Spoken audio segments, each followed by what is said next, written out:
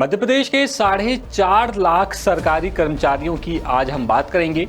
ये वो कर्मचारी हैं जो एनपीएस यानी कि राष्ट्रीय पेंशन प्रणाली से जुड़े हुए हैं और अपने रिटायरमेंट प्लान को लेकर प्लानिंग कर रहे हैं या प्लानिंग शुरू कर चुके हैं। दरअसल राज्य सरकार ने इन 4.5 लाख एनपीएस कर्मचारियों को राहत देते हुए एक नियम में थोड़ा सा बदलाव किया है। अब ये कर्मचारी 55 साल की उम्र के बाद से लेकर के 62 साल की रिटायरमेंट उम्र तक अपने कार्पस फंड में निवेश कर सकेंगे। यानी ये कर्मचारी 75% पैसा शेयर में लगा सकते हैं। पहले ये लिमिट 25 से 50% ही थी। बता दें कि पहले 55 साल की उम्र तक ही इन्वेस्टमेंट करने की लिमिट थी, लेकिन अब राज्य सरकार नियम को बदलने जा रही है। नई व्यवस्था लागू होने से नेशनल सिक्योरिटी डिपॉजिट लिमिटेड इसके लिए सॉफ्टवेयर अपडेट करेगा। अब एक कार्पस फंड बनेगा कैसे, ये आपको बताते हैं। हर महीने मान लीजिए किसी कर्मचारी की सैलरी 50,000 है, तो 10% हिस्सा कर्मचारी का और 14% हिस्सा यानी कि अंशदान सरकार का होगा।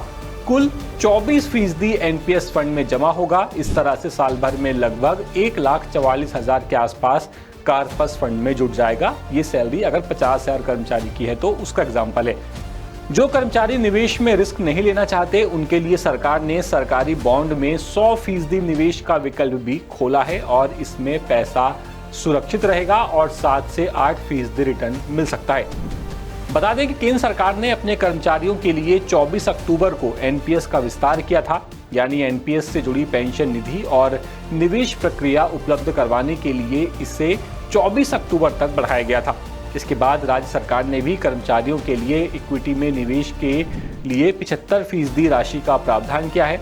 तो अगर आप भी सरकारी कर्मचारी हैं और अपना रिटायरमेंट प्लान सोच रहे हैं या कहीं पर निवेश करना चाहते हैं, तो अब आपके लिए लिमिट बढ़ चुकी है। आप शेयर मार्केट में जाकर बेहतर विकल्प चूज कर सकते हैं और अपना पैसा इन्वेस्ट कर सकते हैं।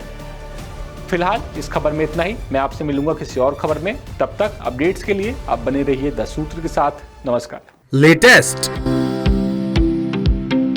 इन्वेस्टिगेटिव और इन डेप्थ खबरें देखने के लिए ज्वाइन कीजिए द सूत्र का व्हाट्सएप चैनल, सब्सक्राइब कीजिए यूट्यूब चैनल, लाइक कीजिए फेसबुक पेज और पढ़ते रहिए www.daसूत्र.com।